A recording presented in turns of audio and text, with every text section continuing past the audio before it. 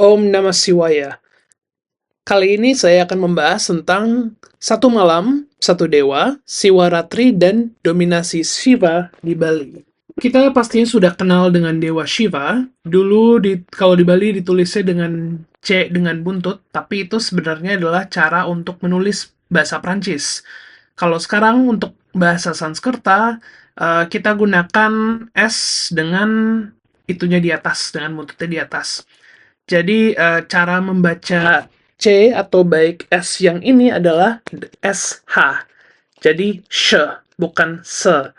Jadi cara membacanya dengan baik adalah Shiva. Bukan Siwa, tetapi Shiva dengan H. Shiva itu berarti yang baik dan yang menguntungkan. Ini adalah segel Pashupati. Pashupati itu berarti penguasa semua makhluk. Dan ini adalah salah satu penemuan artefak dari 2000 sebelum Masehi di peradaban Indus. Bisa jadi ini adalah bukti bahwa ada pemujaan sosok Proto-Shiva sebelum zaman Weda atau sebelum Weda itu dikumpulkan. Di sini kita melihat ada sosok yang sedang beryoga atau bermeditasi, mungkin dengan 1 atau 3 wajah dan dengan tanduk yang sangat besar di atasnya. Di atas ada aksara harapa. Aksara harapa masih belum kita bisa baca sampai saat ini. Jadi masih belum begitu jelas sebenarnya ini sosok siapa, tetapi banyak peneliti mengungkapkan bahwa kemungkinan besar ini adalah sosok Proto-Shiva yang nanti berkembang menjadi Shiva yang kita kenal.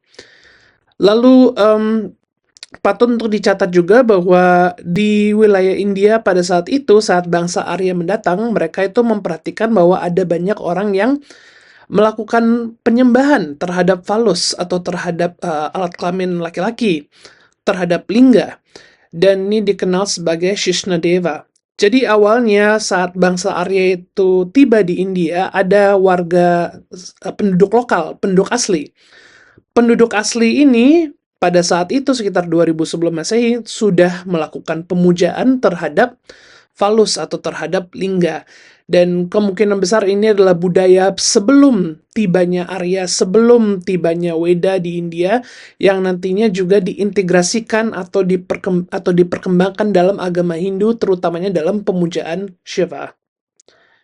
Tapi kalau kita melihat di dalam Weda Samhita, beliau dikenal sebagai Rudra, yang berarti yang meraung atau yang menimbulkan tangisan. Dalam Weda, beliau digambarkan sebagai dewa yang sangat berbahaya. Tidak ada yatnya atau tidak ada persembahan Shrauta yang umum yang dipersembahkan kepada Dewa Shiva. Kepada dewa-dewa lain, mereka itu diberikan soma atau diberikan minuman dan makanan dan persembahan minyak samin kepada api kepada mereka. Tetapi Rudra itu menerima ucista atau sisa-sisa persembahan. Beliau itu dikatakan adalah pemburu yang hidup di hutan, dan tempat tinggalnya itu di pegunungan di Himalaya atau di gunung-gunung di utara, menggunakan pakaian kulit binatang dan berambut gimbal. Jadi memang dari awal Rudra ini dikenal sebagai dewa yang mungkin bukan formal dari bangsa Arya atau dari pemeluk Weda, tetapi sudah ada di wilayah itu, lalu diintegrasikan atau dipuja, tapi masih ditakuti juga. Mari kita lihat langsung dari sloka-slokanya Rigveda, bagaimana Rudra itu ditafsirkan. Jadi di sini disampaikan, kami mempersembahkan pujian-pujian ini kepada Rudra yang perkasa, berambut kepang, penghancur para pahlawan, agar kesehatan dinikmati oleh makhluk berkaki 2 dan berkaki 4, dan agar semua yang ada di desa ini tercukupi serta terbebas dari penyakit. Jadi Rudra ini dipuja untuk berkaki 2 dan yang berkaki 4. Jadi ada unsur ternak seperti yang kita lihat di Pashupati atau unsur hewan yang masih dilindungi oleh Rudra, masih dalam naungan beliau. Dan beliau ini diberikan persembahan agar kita tidak tercelaka atau kita tidak sakit. Semoga kami tidak membangkitkan kemurkaan-Mu, wahai Rudra, melalui pujian kami yang tidak sempurna. Juga tidak, wahai pemberi anugerah, melalui pujian kami yang tidak layak, maupun melalui pemanggilan kami kepada dewa-dewa lain. Kuatkanlah anak-anak kami dengan ramuan-ramuan penyembuhmu, karena kami mendengar bahwa engkau adalah penyembuh utama di antara penyembuh. Jadi di sini sosok Rudra adalah sosok penyembuh. Janganlah mencelakai kami, wahai Rudra. Janganlah meninggalkan kami. Jangan biarkan kami jatuh ke dalam ikatanmu ketika engkau murka. Jadikanlah kami para peserta dalam korban pemberi kehidupan, dan engkau, para dewa, senantiasa perliharalah kami dengan anugerah. Jadi persembahan-persembahan itu diberikan kepada Rudra dengan rasa takut bahwa kami butuh pelindungan dari dirimu, gitu. Lalu kalau kita melihat di Upanishad diberikan juga penjelasan kenapa Rudra itu berarti menangis. Nah, siapakah Rudra-Rudra itu? Katame Rudra iti. 10 organ dalam tubuh manusia dengan pikiran yang ke-11. Jadi ada 11 Rudra dan masing-masing itu katanya menyimbolkan masing-masing organ ini. Mata, telinga, hidung, lidah, kulit, ucapan, tangan, kaki, anus, alat kelamin, dan pikiran. Ketika mereka meninggalkan tubuh fana ini, mereka membuat orang-orang yang ditinggalkan menangis. Karena mereka menyebabkan tangisan, maka mereka disebut Rudra. Jadi Upanishad bahkan memberikan kita penafsiran puitis terhadap 11 Rudra ini dan kenapa mereka itu dikenal sebagai yang menyebabkan tangisan. Jadi kalau kita melihat di dalam Weda sendiri, Rudra adalah sosok yang cukup mengerikan. Rudra adalah sosok yang memang sebenarnya asing bagi bangsa Arya, bagi para pemeluk Weda pada awalnya, tapi beliau ditakuti. Jadi persembahan diberikan kepada beliau agar beliau tidak mengganggu mereka. Lalu kalau kita melihat dalam Itihasa, berawal dengan Ramayana, kita melihat ada sosok Shankara, pemberi kesejahteraan. Jadi dari Rudra yang sangat mengerikan, berevolusi menjadi Shankara, pemberi kesejahteraan. Di sini disampaikan bahwa Shiva itu menikah dengan Uma, memiliki putra, yaitu Kumara atau Kartikeya atau Skanda, beliau ada banyak nama. Dan juga tentang kisah Dewi Gangga yang turun ke bumi dari pelan-pelan surgawi melalui rambutnya Shiva. Lalu kita juga ada kisah Shiva membakar Dewa Kama. Dan ini cukup unik, Rawana, yaitu Asura yang cukup penting dalam kisah Ramayana, beliau juga adalah pemuja Shiva. Jadi dalam Ramayana, Shiva itu sudah diberikan keluarga, sudah diberikan kisah-kisahnya, tetapi masih diasosiasikan dengan para Asura atau para raksasa yang memuja beliau. Dalam Mahabharata, Shiva dikenal sebagai Shtanu yang tak bergerak. Dan ini sebenarnya perkembangan karakter Dewa Shiva yang cukup penting. Jadi dalam Mahabharata, Shiva itu tidak hadir secara langsung dalam pertempuran Kurukshetra dengan Pandawa dan Kaurawa, atau tidak terlibat seperti Krishna, tapi beliau itu sebenarnya hadir, walaupun tidak hadir secara fisik. Jadi selain perkembangan ikonografi dari Shiva, atau perkembangan perwujudan dari Shiva, dalam kisah Mahabharata, Shiva itu sebenarnya terlibat dalam perang secara tidak langsung. Jadi beliau yang memberikan panah sakti Pasupata kepada Arjuna. Jadi panahnya Arjuna itu dari Shiva.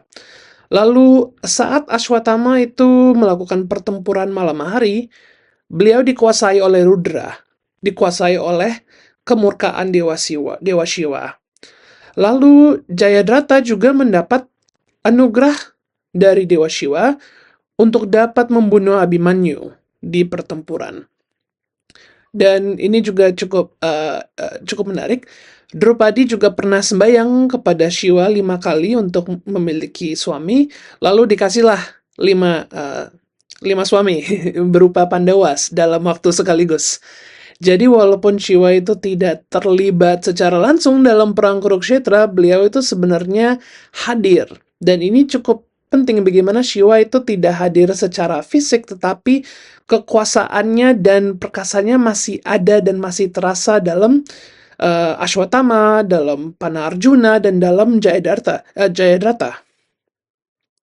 Lalu dalam Mahabharata kita juga ada kisah-kisah tentang Shiva yang menolak untuk menciptakan manusia. Jadi beliau itu menolak menciptakan manusia karena karena beliau anggap bahwa manusia itu tidak sempurna.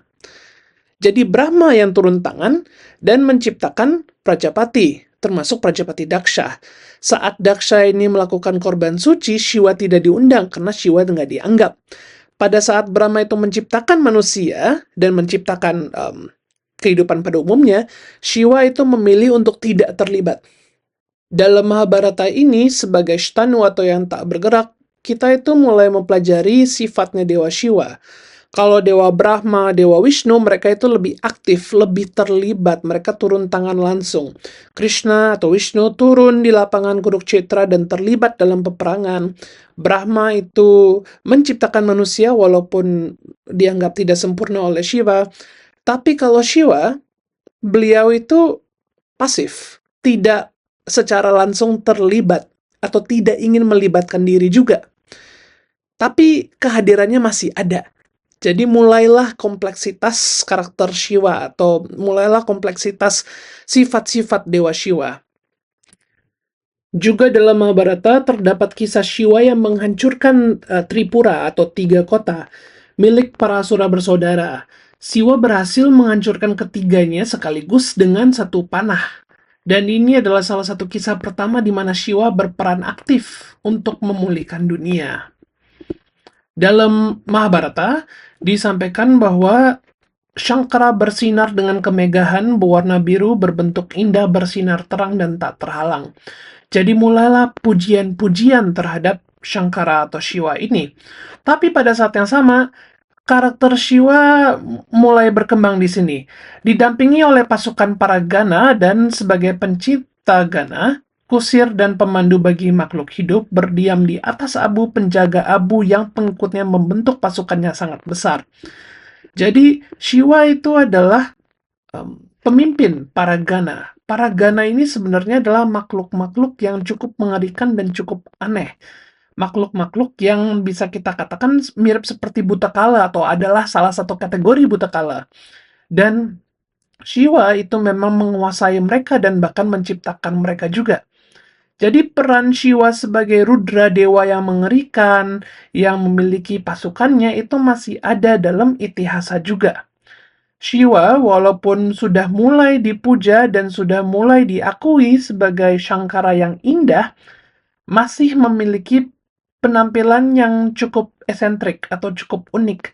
Beliau tuh membaluri tubuhnya dengan abu, menggunakan tengkorak, menggunakan kain dari kulit hewan dan seterusnya. Jadi beliau itu masih sosok yang sangat menakuti, sangat ditakuti. Jadi Rudra atau aspek kemurkaan itu masih ada, hadir dalam perwujudan Dewa Shiva, hadir juga dalam kisah-kisahnya, beliau terlibat tapi tidak ingin terlibat, dan juga selalu dikelilingi oleh para Butakala seperti Gana. Lalu kita juga ada kisah di mana Shiva itu sebenarnya menerima istri seperti Sati, seperti Uma atau Parwati, tapi pada saat yang sama juga membakar kama atau membakar nafsu. Jadi beliau itu mampu untuk beristri, berkeluarga, tetapi pada saat yang sama tidak terikat dengan kenafsuan itu. Kalau kita pikir-pikir, Shiva itu sebenarnya sudah sampai saat ini di Mahabharata, sudah menjadi sosok yang penuh dengan dualitas. Beliau itu memiliki keluarga, tapi pada saat yang sama beliau adalah pertapa. Kita sudah melihat bersama sosok Shiva yang ada di sebelum zaman Weda, yang ada di dalam Weda, dan yang ada dalam Itihasa, yaitu Ramayana dan Mahabharata. Tapi pada abad kedua Masehi, ada perubahan yang cukup ekstrim dalam agama Hindu. Muncullah Bhagavad Gita dan muncullah Shvetashvatara Upanishad. Kedua teks ini mulailah memuja Tuhan sebagai sosok tertentu, sebagai Ishwara. Dalam Bhagavad Gita, Krishna yang dikatakan adalah perwujudan ini dari Tuhan Yang Maha Esa adalah Saguna Brahman atau adalah Ishwara. Shvetashvatara Upanishad yang juga dari periode yang sama adalah salah satu Upanishad teistik atau Upanishad yang memuja sosok Ishwara atau ketuhanan ini untuk pertama kalinya, dan dalam Shvetashvatara Upanishad Rudra atau Shiva lah yang menjadi Tuhan Yang Maha Esa.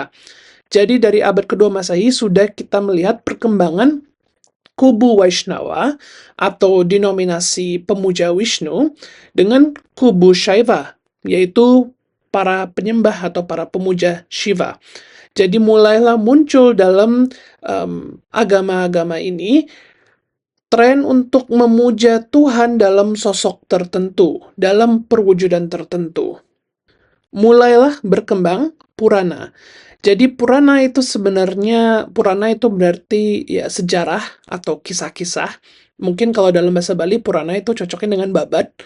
Tapi sebenarnya Purana itu adalah kompilasi dari kisah-kisah yang mengagungkan dewata tertentu.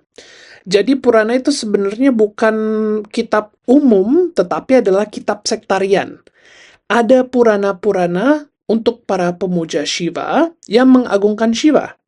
Seperti di sini ada Skanda Purana, Lingga Purana, Shiva, Vayu, Matsya, Kurma Purana. Lalu dalam Purana ini ada kumpulan-kumpulan kisah yang mengagungkan dewanya. Misalnya di sini ada kisah Shiva Linggodbawa. Jadi Shiva itu muncul sebagai lingga atau sebagai pilar api, lalu Brahma menjadi angsa ke atas untuk mencari ujungnya, dan Shiva dan Vishnu sebagai babi hutan turun ke bawah untuk mencari ujungnya. Tetapi Brahma sebagai angsa dan Vishnu sebagai babi hutan tidak dapat menemukan ujung dari lingga ini. Jadi Shiva atau Rudra jadilah Tuhan Yang Maha Esa yang menguasai semuanya. Nah, tapi ini ditemukan dalam Purana-Purana milik agama Shiva, milik denominasi Shaiva ini. Jadi tergantung kita melihat Purana apa. Kalau kita melihat Purana Vaishnava, Vishnu yang akan menang. Kalau kita melihat Purana Shiva, Shiva yang akan menang. Jadi Purana itu adalah kitab-kitab suci dari masing-masing aliran atau masing-masing denominasi Hindu. Penting untuk dicatat, dalam Kurma Purana juga ada Ishwara Gita. Ishwara Gita itu seperti versi Shaivanya dari Bhagavad Gita.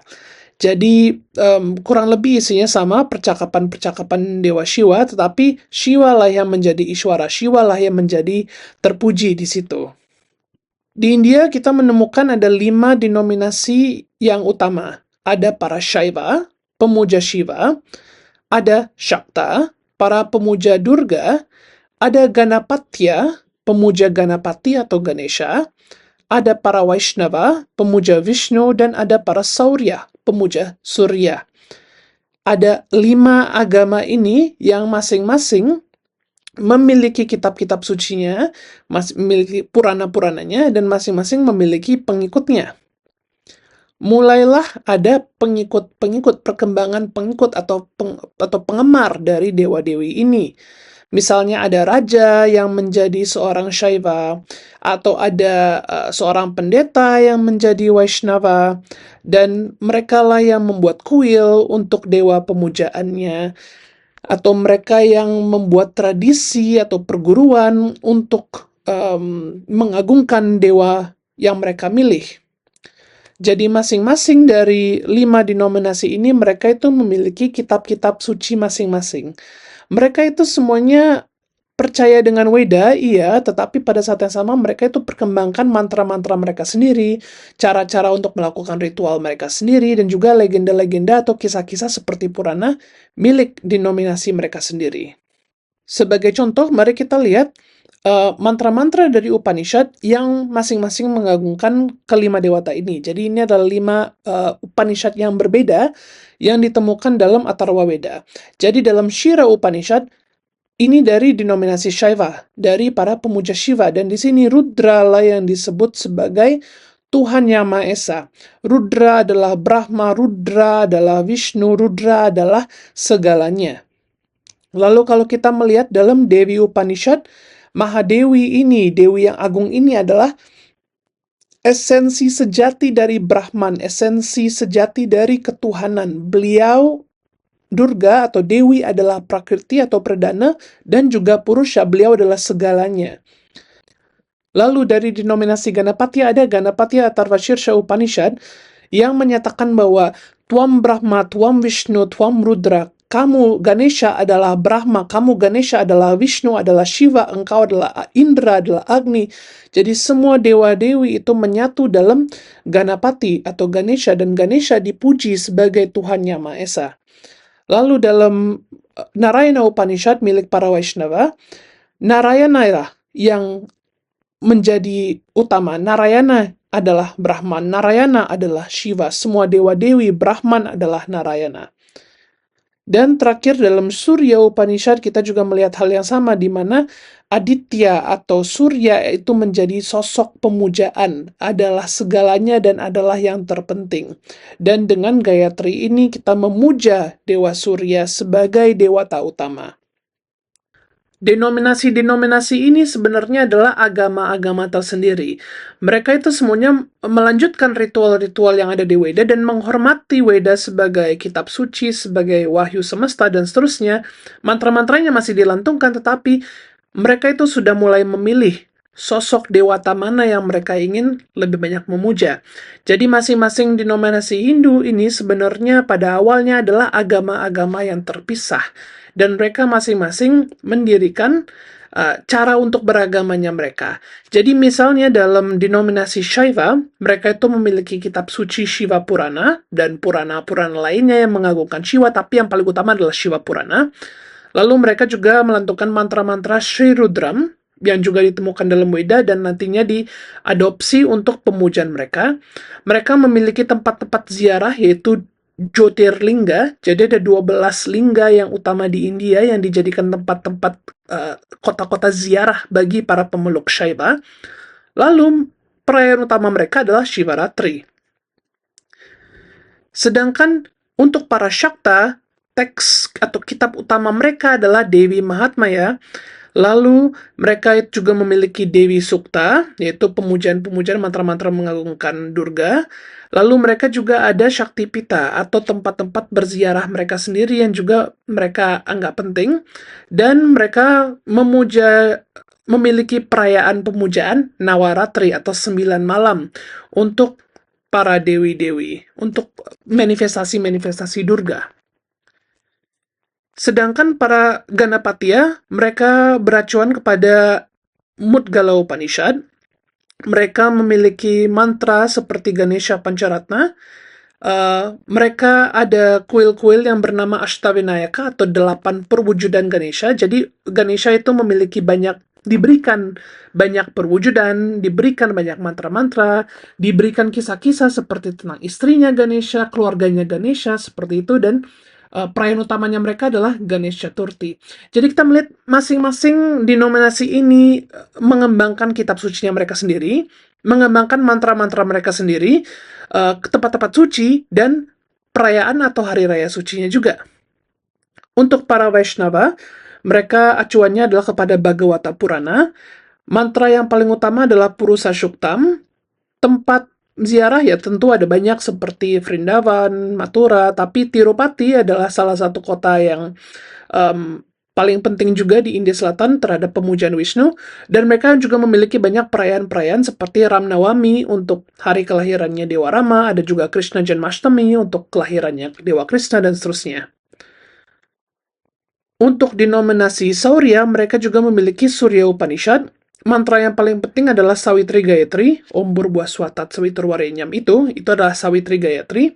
Dan tempat pemujaan mereka yang paling penting itu adalah di Konark, dan sampai saat ini mereka juga masih ada perayaan yang bernama Chat Puja, di mana orang India yang memuja Surya itu biasanya memberikan argya atau memberikan air kepada Dewa Surya. Jadi masing-masing dari denominasi ini memiliki kitab sucinya mereka sendiri, yaitu Purana, memiliki tempat-tempat ziarah mereka sendiri, mantra-mantra dan ritual pemujaan mereka sendiri.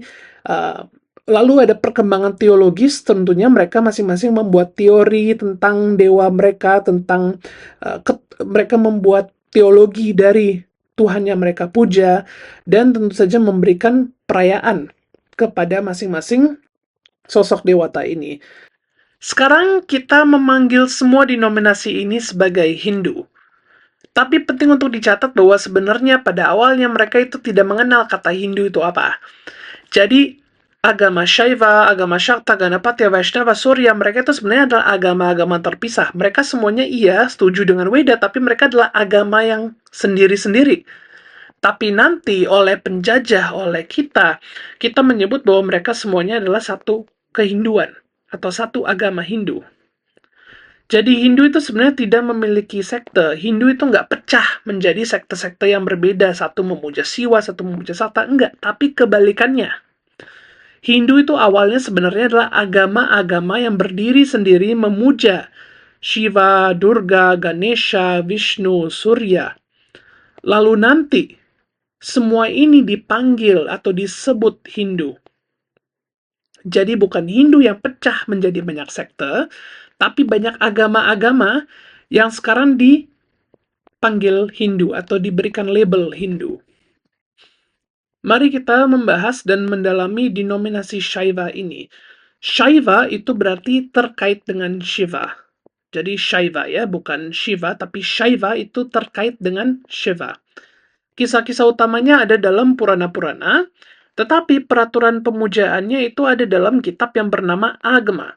Jadi masing-masing denominasi ini membuat agama. Agama itu sebenarnya adalah catatan ritual-ritual, buku-buku petunjuk ritual, yang juga memberikan teologi terhadap ketuhanan mereka, dan juga memberikan tata cara ibadah. Nah, segalanya yang dilakukan dalam masing-masing denominasi ini menurut kitab agama mereka masing-masing. Jadi para Shaiva merujuk kepada Shaiva agama, ada 10 Shaiva agama, 18 Rudra agama, dan 64 Bhairava agama. Jadi ada banyak aliran-aliran sendiri yang juga mengembangkan kitab-kitab agama mereka. Agama ini biasanya selalu merujuk kepada kitab suci sebagai tradisi yang tertulis. Jadi agama itu berarti yang diwarisi atau tradisi yang dilanjutkan. Dan dilanjutkannya dalam bentuk tulis. Jadi kemungkinan besar kita di bahasa Indonesia sampai saat ini mengenal agama sebagai hukum atau kitab. Memang karena dari dulu yang dibawa dari agama Shaiva adalah Shaiva agama ini.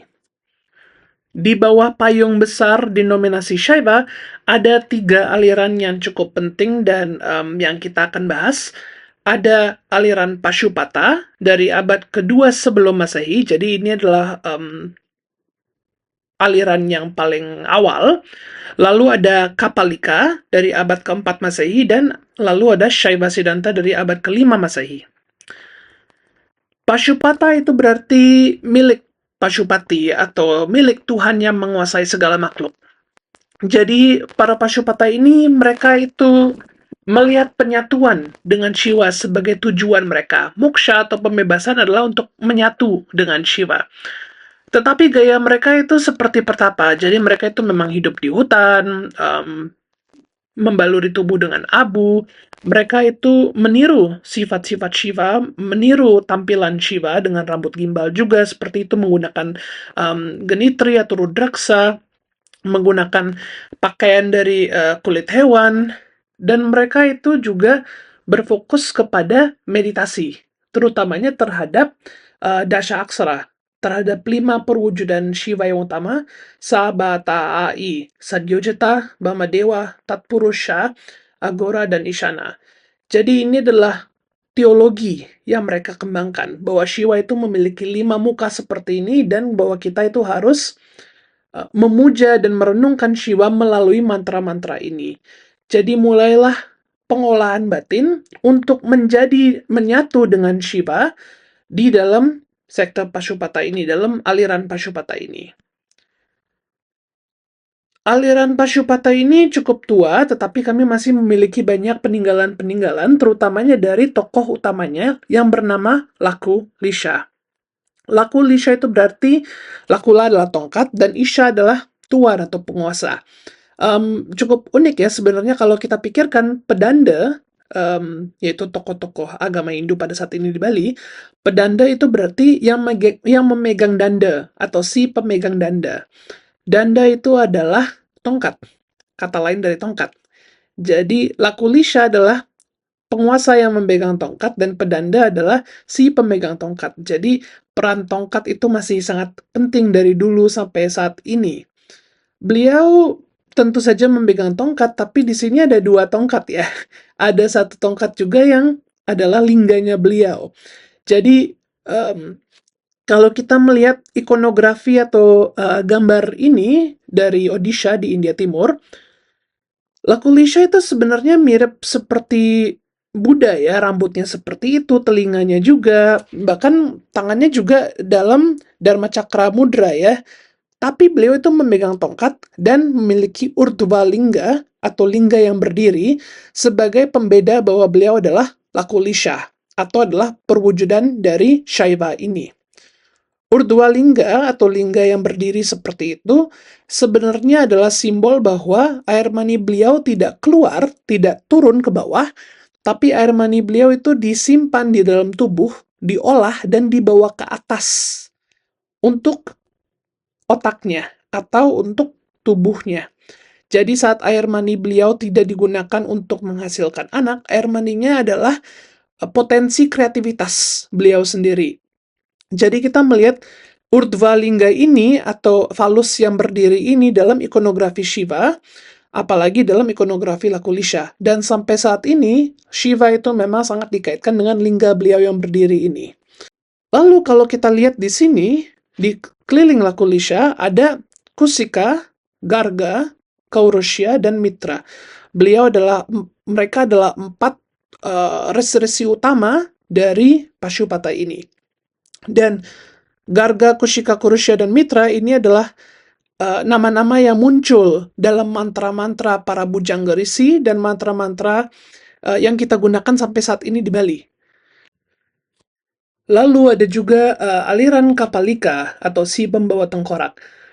Mereka melakukan ritual-ritual yang cukup rahasia, ada juga pengorbanan hewan, bahkan juga pengorbanan manusia, atau mereka juga memakan daging manusia yang mereka temukan di tempat kremasi. Dan ini adalah jalan Agora atau Bhairava. Jadi Agora itu berarti untuk tidak takut. Dan praktek Bhairava dan Agora ini berarti bahwa mereka harus melatih diri untuk menganggap segala suka dan duka yang ada di dunia ini sebagai netral, sebagai sama. Ini adalah praktek pelepasan mereka. Mereka secara sengaja melanggar norma-norma sosial untuk melihat bahwa dunia ini sebenarnya butuh kita lepaskan.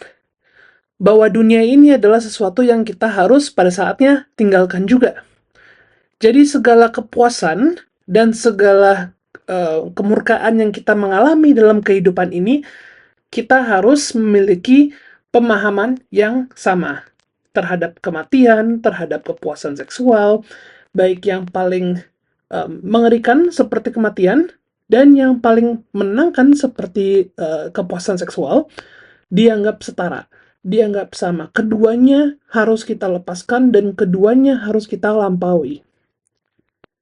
Tentu saja kita juga ada bukti-bukti Bhairava atau Kapalika, terutamanya dengan Raja Kertanagara di Singosari di abad 9 di Jawa. Ini sangat berbeda dengan aliran Shaiva Siddhanta. Shaiva Siddhanta itu berarti kesimpulan tentang Shiva. Jadi bukan Shiva Siddhanta, kesimpulan Shiva, bukan. Shiva itu tidak menyimpulkan, tetapi kita yang menyimpulkan tentang Shiva. Jadi Shaiva Siddhanta, bukan Shiva Siddhanta. Shaiva Siddhanta ini sampai saat ini masih sangat kuat di India Selatan. Kuil-kuil dan pemujaan yang ada di kuil itu semuanya dari kitab-kitab agama Shaiva Siddhanta. Dan pemujaan-pemujaan yang kita melihat di candi di Jawa itu juga semuanya adalah dampak dari Shaiva Siddhanta ini. Ritual-ritualnya ditulis dalam Shaiva agama. Mulailah terbentuk institusi Brahmana atau kependetaan, terutamanya untuk kebutuhan candi, kebutuhan kuil, dan kebutuhan kerajaan. Dan juga ada sistem inisiasi atau diksha atau mawinten yang memang sudah mulai diintegrasikan dengan pemujaan di candi dan institusi Brahmana ini. Berbeda dengan Pashupata dan Kapalika, Shaiva Siddhanta itu sebenarnya berfokus kepada hidup sosial, berumah tangga. Jadi kita juga melihat hal yang sama dalam sosok Shiva. Shiva juga memiliki keluarga, tapi pada saat yang sama Shiva juga adalah pertapa yang menyendiri. Nah, Kapalika, Pashupata, itu adalah arti marga atau jalan keluar. Mereka itu memang fokusnya kepada menyendiri atau mencari atau mengolah batin sendiri. Biasanya dengan berhidup seperti pertapa di hutan. Tapi Shaiva Siddhanta itu bagian dari mantra marga, pemujaan-pemujaan. Walaupun kamu itu berumah tangga, walaupun kamu adalah raja, masih ada candi, pura, atau kuil sebagai tempat dan pusat untuk melakukan pemujaan dan persembahan-persembahan. Tentu kita juga warisi Shaiva Siddhanta ini di Nusantara. Kita menemukan banyak arca-arca Rsi Agastya. Rsi Agastya ini memang salah satu tokoh terpenting dari Shaiva Siddhanta. Lalu segala ikonografi dan peraturan-peraturan pembangunan candi dan tempat-tempat ibadah itu semuanya juga khas Shaiva Siddhanta. Dan masih kita miliki catatan-catatannya di India Selatan saat ini, dan memang selaras dengan apa yang kita temukan di Jawa. Tapi kalau di Jawa, menurut beberapa peneliti seperti Sanderson, Agastya itu sebenarnya dikenal sebagai Pretanjala atau Pitanjala, yang berarti dia yang meminum air. Jadi ada kisah di mana Agastya itu menelan seluruh isi samudra, karena itu perutnya buncit. Agama-agama dari India, dari denominasi-denominasi itu menyebar ke seluruh wilayah ini, terutamanya di Asia Tenggara. Dan semuanya berawal dengan Funan, yaitu sekarang di daerah Kamboja. Ini menjadi titik awal dari peradaban-peradaban Hindu-Buddha, kerajaan-kerajaan Hindu-Buddha di Asia Tenggara.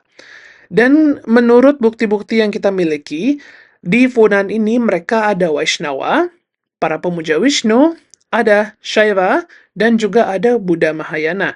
Dan kita temukan ini dan kita tahu hal ini karena memang ada inskripsi atau prasasti-prasasti peninggalannya.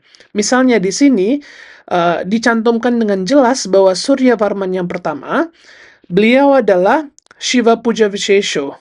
Beliau adalah Shivam Sasya.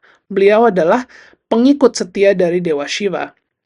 Jadi sebenarnya sudah dicatat dengan jelas mereka itu dari aliran mana. Kalau kita melihat di Jawa, misalnya di Prasasti Canggal, juga ditulis dengan jelas bahwa di Pulau Jawa didirikanlah kuil Shiva. Jadi sudah sangat jelas sebenarnya dari bukti-bukti, dari penemuan-penemuan arkeologis yang kita ketahui, bahwa memang denominasi atau agama Shaiva itu yang paling dominan di Nusantara, di Jawa, dan di Bali nantinya. Misalnya juga ada prasasti Shivagraha ya, untuk pendirian Prambanan. Kan jelas itu adalah tempat pemujaan kepada Dewa Shiva. Jadi sudah sangat jelas dari penemuan-penemuan candi bahwa ada pemujaan Shiva yang dominan.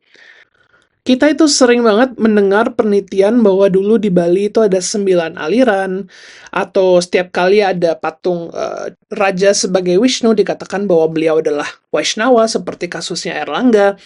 Tapi sebenarnya pemuja Shiva pun akan memuja Ganesha, akan juga memuja Durga, dan akan juga memuja Vishnu, dan Surya, dan Chandra, dan seterusnya. Jadi satu paket ya. Misalnya kita lihat di Prambanan. Prambanan tuh jelas-jelas untuk Shiva, tapi juga ada Ganesha, ada juga Durga, ada juga Brahma, ada juga Vishnu, ada juga Surya, Chandra, dan seterusnya. Apakah itu berarti bahwa ada aliran Shiva, ada aliran Vishnu, ada aliran Brahma? Ya nggak juga. Pemuja Shiva dari denominasi Shaiva juga boleh dan memang sering melakukan pemujaan terhadap dewata-dewata lainnya, apalagi kepada anaknya Dewa Shiva, Ganesha, dan kepada istrinya Durga. Jadi itu sudah hal yang umum. Tapi entah gimana, arkeolog-arkeolog Indonesia biasanya kalau menemukan arca Vishnu dikatakan ada pemujaan Vaishnava, kalau ada arca Ganesha dikatakan ada aliran Ganesha. Tapi itu bukan kenyataannya. Kenyataannya walaupun mereka adalah pengikut sejati dari Shiva, mereka adalah Shaiva, mereka juga boleh melakukan pemujaan terhadap dewata-dewata lainnya. Tentu bukti yang paling kuat bahwa di Bali adalah para pemuja Shiva atau Shaiva, itu kita temukan dari lontar-lontar yang kita miliki. Jadi misalnya dalam lontar Buana Kosha dikatakan bahwa Sang Hyang Shiva adalah semua unsur. Pada akhirnya semuanya dari Shiva. Lalu kalau kita juga lihat di Jnana Siddhanta, Saeko Bhagavan Sarva Shiva Karna Karnam. Shiva Karna Karnam. Shiva adalah penyebab dari segala penyebab. Jadi beliau adalah sebab pertama. Jadi Shiva ini yang paling esa. Dan memang ditulislah demikian, Saeko Bhagavan Sarva Shiva. Lalu kalau kita melihat di lontar yang berbeda seperti dalam Purwa Bumi ini, di sini tertulis ada sosok Sang Hyang Shiva 3 atau Sang Hyang Widi, Sang Hyang Sunya. Mereka itu sama sebagai Acintya, sebagai Sang Hyang Widiwasa. Lalu ada Sang Hyang Shiva berdua atau Betara Shiva. Ada Betara Shiva dengan Betari Uma. Jadi mulailah ada pembeda antara Sang Hyang Widi dengan Shiva, Betara Shiva. Sang Hyang Widi, yang juga dikenal sebagai Sang Hyang Shunya dan Sang Hyang Shiva 3 dalam lontar-lontar, terutamanya dalam lontar Purwaka Bumi, beliau adalah Paramashiva. Beliau adalah Nirguna Brahman, atau Tuhan yang tidak kita dapat mengetahui, Acintya, Sunya, kekosongan. Beliau adalah misteriusnya Tuhan, Tuhan yang tidak terwujud dan tidak diketahui. Tapi manifestasi utama beliau, Sadashiva, adalah sebagai Betara Shiva Betari Uma. Betara Shiva memiliki 5 wajah, Sadyojata Bamadeva Tatpurusha Agora Ishana ini. Lalu, muncullah konsep Trimurti. Dan dalam Trimurti versi Shaiva, Shiva sendiri yang bukan terlibat di situ. Jadi, Sadashiva atau Betara Shiva, karena beliau adalah Betara Shiva yang utama, beliau itu tidak terlibat dalam kegiatan-kegiatan Trimurti. Trimurti itu adalah tugas. Dan karena beliau adalah Tuhan Yang Maha Esa, beliau itu tidak turun dalam jabatan itu. Yang dikirim adalah utusan Shiva atau perwujudan Shiva sebagai Ishwara. Karena itu Trimurti di Bali adalah Brahma, Vishnu, Ishwara. Dan tentu saja karena Bali itu Siwaistik atau Shaiva, Brahma dan Vishnu juga dianggap sebagai inkarnasi atau awatara atau perwujudan dari Shiva. Tapi Shiva yang bertugas, yang memiliki jabatan sebagai Trimurti adalah Ishwara. Lalu mandala Shiva ini juga meluas. Ada Rudra, ada Shankara, Mahadewa, dan Maheshwara. Jadi perwujudan-perwujudan Shiva ini, Shiva yang utama, yang memiliki banyak manifestasi-manifestasi yang mengisi seluruh buana. Bahkan sebenarnya walaupun kita mengakui bahwa di Bali kita memuja Trimurti, di Pura Desa, Pura Pusah, dan Pura Dalam, kalau kita melihat ke mantra-mantra yang para mangku dan para pedanda gunakan di Pura Desa, Pura Pusah, dan Pura Dalam, sebenarnya pemujaan kepada Shiva dan Durga yang memang utama. Jadi ini selaras dengan lontar-lontar yang kita miliki di Bali, bahwa semuanya adalah satu Shiva Tattva. Jadi Shiva adalah kesunyataan, adalah hampa. Shiva itu juga memiliki perwujudan-perwujudan para, perwujudan unggul seperti Sadashiva dan Batara Shiva dan seterusnya. Shiva juga memiliki perwujudan-perwujudan yang halus, seperti yang disampaikan di sini dari lontar Jnana Siddhanta, ada suara, aroma, perasaan, pikiran, dan seterusnya. Dan Shiva itu juga hadir sebagai unsur-unsur stula atau unsur-unsur kasar seperti panca mahabhuta dan seterusnya. Jadi dalam denominasi Shaiva, Shiva atau Shiva Tattva, hakikat kesiwaan itu adalah segalanya dan membentuk semuanya. Dan ini sebenarnya tidak unik. Dan ini bukan hanya terjadi dalam denominasi Shaiva. Kalau kita lihat dan bandingkan dengan denominasi Vaishnava, mereka juga memiliki teologi yang serupa. Ada Narayana, dari beliau muncullah Caturvyuha, yaitu 4 perwujudan Vishnu yang utama. Lalu dari beliau muncullah Karanadokashai Vishnu. Dari Vishnu inilah muncul alam semesta, ada banyak alam semesta yang muncul dari tubuh beliau. Di dalam masing-masing alam semesta ini ada Garbhodakashaya Vishnu, Vishnu yang di atas lautan susu dengan ular naga Ananta. Lalu di dalam setiap makhluk, seperti konsep Shivatma, di sini ada Vishnu Atma, yaitu Shiro Dakashai Vishnu, Vishnu yang muncul di dalam setiap atom, di setiap roh, di setiap jiwa. Lalu Vishnu juga mengambil awatara sebagai Trimurti. Brahma adalah Vishnu, Shiva juga perwujudan dari Vishnu, dan Vishnu yang juga terlibat dalam jabatan Trimurti bukan Vishnu yang asli, tetapi inkarnasi dari Vishnu yang bertugas. Jadi Trimurti itu sebenarnya adalah jabatan ya. Jadi Trimurti itu bukan konsep Tuhan Yang Maha Esa, tapi adalah saat Tuhan bekerja. Tapi kalau kita membahas teologi Vishnu, teologi Shiva, dan seterusnya, Tuhan itu sebenarnya nggak harus bekerja. Tuhan ya Tuhan. Jadi Tuhan dalam perwujudan utamanya, beliau itu terlepas dari segala jabatan dan dari segala tindakan. Tapi saat beliau itu harus bertugas dan harus bertindak, beliau itu turun dalam perwujudan-perwujudannya. Tentu saja dalam teologi Vaishnava, kita memiliki banyak awatara-awatara, banyak perwujudan-perwujudan dari Vishnu, dan ini sesungguhnya membuat bahwa Vishnu Tattva, hakikat Vishnu adalah segalanya. Jadi kita melihat hal yang serupa dalam denominasi Shaiva, seperti yang kita lihat di Bali. Semuanya adalah Shiva, dan masing-masing denominasi-denominasi Hindu, mereka juga memiliki teologi yang serupa. Untuk para Vaishnava, semuanya adalah Vishnu Tattva. Untuk para pemuja Shakta atau Durga, semuanya adalah Shakti Tattva. Untuk pemuja para Vishnu, untuk pemuja para Shiva, semuanya adalah Shiva Tattva. Dua aliran atau dua denominasi yang terbesar adalah para Vaishnava dan para Shaiva. Dan ini sudah terlacak dari abad kedua sebelum Masehi dengan kehadirannya Bhagavad Gita untuk kubu Vaishnava dan kehadirannya Shvetashvatara Upanishad dan Ishvara Gita untuk para pemuja Shaiva. Dan banyak kisah-kisah di mana Vishnu memuja Shiva, dan juga kisah-kisah di mana Shiva memuja Vishnu. Dan memang ada kompetisi antar kedua denominasi ini, sehingga kita juga memiliki perwujudan harihara sebagai penyelaras atau sebagai keseimbangan di antara kedua kubu ini. Jadi, oke, kamu memuja Shiva, nggak apa-apa, kamu memuja Vishnu, nggak apa-apa, keduanya sama kok, harihara. Hari adalah Vishnu, dan hara adalah Shiva, dan mereka menyatu dan bersatu. Tapi penyatuan Vaishnava dan penyatuan Shaiva ini tidak terjadi di Bali. Apa yang terjadi di Bali? Ada penyatuan menjadi Trisadaka, Bujanggarisi, Shaiva, dan Bauddha. Masing-masing memiliki mandalanya sendiri, memiliki pemujaannya sendiri dan konsep-konsep teologisnya sendiri. Misalnya, untuk para Bujangarishi, muncullah keempat resi dari Pashupata itu, Kurusya, Maitri, Garga, dan Kursika, dengan Patanjala atau Pitanjala, resi Agastya di tengah-tengahnya. Lalu untuk denominasi Shaiva, Shaiva Siddhanta pada umumnya adalah Sabata Ai, Sadyojata, Bamadewa, Tatpurusha, Agora, dan Ishana. Dan untuk Buddha, ada Pancatathagata, yaitu Amoghasiddhi, Akshobhya, Ratnasambhava, Amitabha, dengan Vairocana di tengah.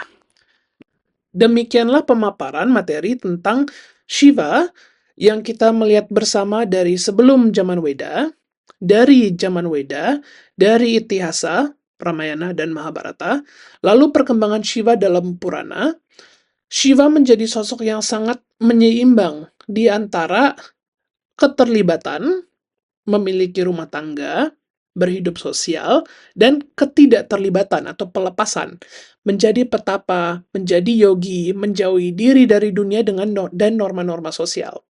Jadi sampai saat ini Shiva itu menjadi tokoh yang menyeimbangkan kedua jalan ini dalam agama Hindu.